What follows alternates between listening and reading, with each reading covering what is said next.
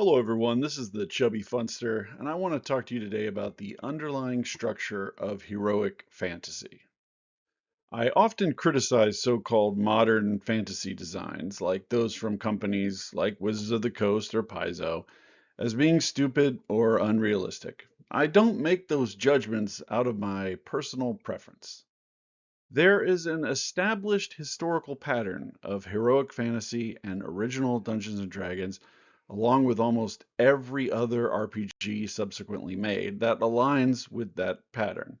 Many people only look at the characters in a story and they ignore the context that surrounds those characters and informs their decisions. This leads you to the conclusion that you can just pick up those characters and drop them in a different world or replace them with different people with different conditions, and you'll still, if you just keep the aesthetic, you'll still keep the heroism. But that is not the case. Heroes are shaped and defined by the world that surrounds them. It actually matters how that world is designed, and that is what I'm going to discuss in this video. This is a portion of the third edition Forgotten Realms map. It won't be a perfect example, but it's close to the Platonic form that I'm going to describe. Heroic fantasy is about the tension between civilization and barbarism. Civilization representing the good, the security hard won by the heroes of the past, the harmonious, peaceful life where you don't get murdered by marauders.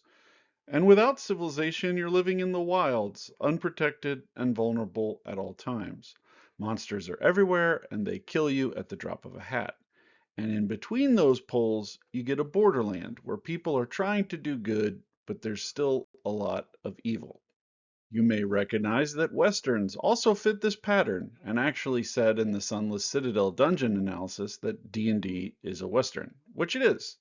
It's also no coincidence that the Western and Dungeons and Dragons are both American art forms.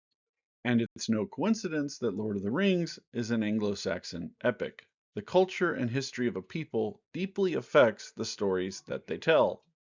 I'm going to start with the wild frontier because that is the state of nature. That is what life would be like without the civilization. And that is extremely important.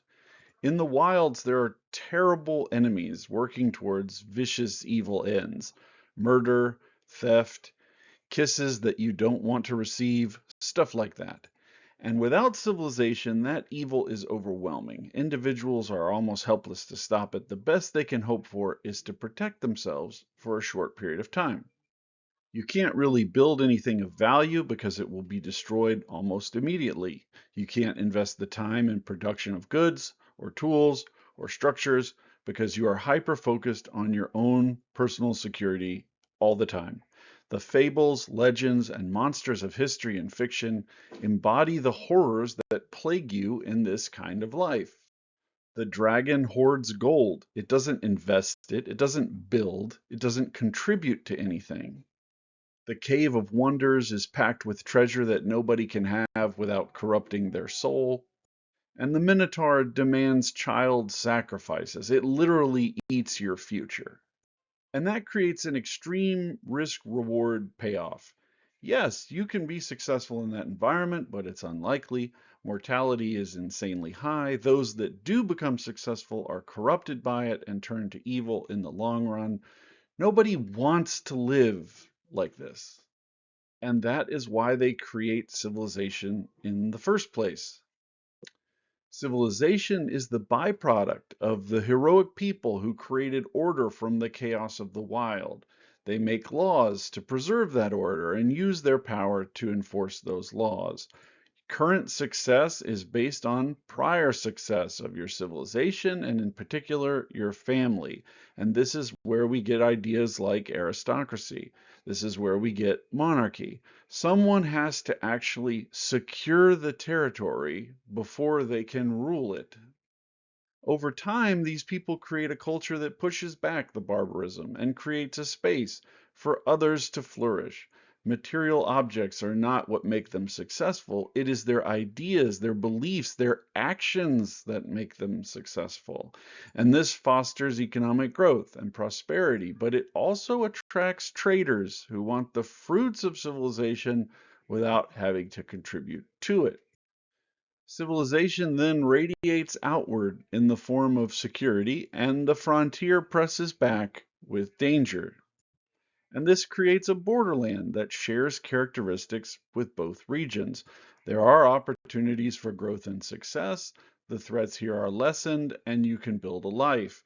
But there is a strong need for heroic people to maintain security in the face of those dangers.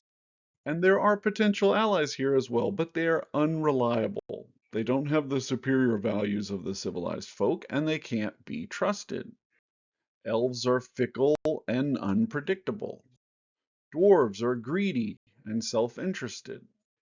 Hobbits are unwilling or unable to actually fight for what they believe in.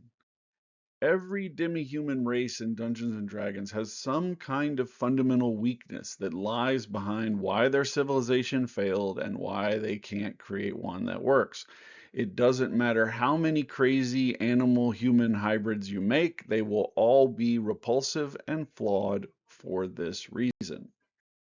And this creates a moderate risk-reward ratio out there in the Borderlands. This is where your level 1 D&D character begins their journey to greatness, and when they're strong enough, they can take the fight to the enemy on the wild frontier.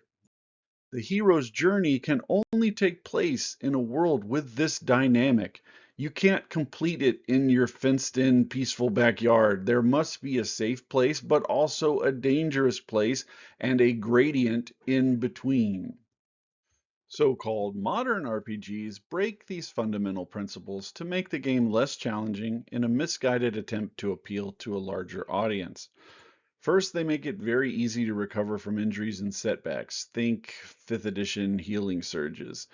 Then they make resources abundant and put the focus on abilities that they can then distribute equally. You don't have resources to fight over anymore, so any kind of confrontation over that is risky and mean. Don't do it. And because the monsters out there are just people too, they aren't flawed or evil, they're just like you. And the world becomes fundamentally peaceful, not hostile to you. But as these changes echo through the fiction, they change the nature of the whole endeavor. If you can't harm anyone, you can't really do evil anymore. Who cares if you punch me? I can just get those hit points back right away.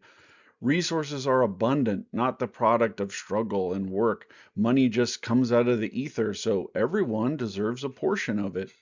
There's nothing to fight over or care about anymore. Decisions aren't really relevant. Who cares what I do versus what you do? We aren't harming anyone. We aren't creating or destroying resources, so it doesn't matter.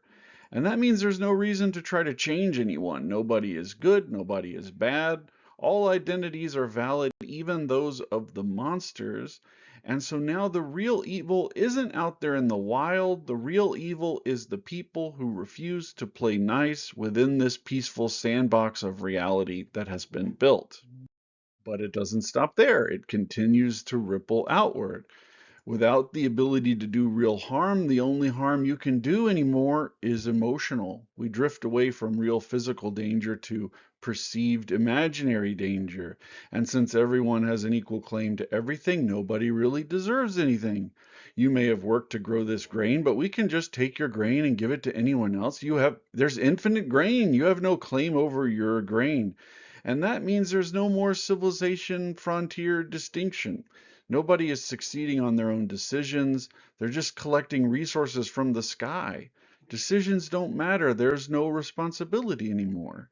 And the monsters are just people with a different aesthetic. There's plenty of resources for everyone. You don't need to go down into monster lairs anymore. You don't need to go into dungeons. Killing monsters is actually bad. You're a bad guy if you want to do it. And conforming to all this logic is what a real hero does. A real hero doesn't rock the boat or take risks or fight for what they believe in. A real hero sits down and listens to what others tell them to be doing.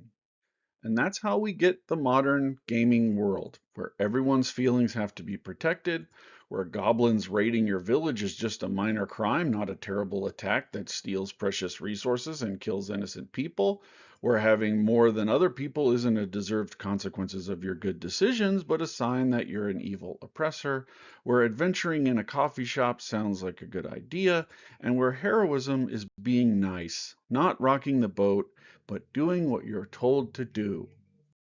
So when I complain that a dungeon doesn't have enough treasure, or that there's no risk reward balance, or that the monsters aren't evil enough, or that there aren't enough opportunities for the players to succeed, or that world building is bad in some kind of way, remember that these elements are critical to creating a compelling, heroic experience where your decisions matter and where you as a hero are important.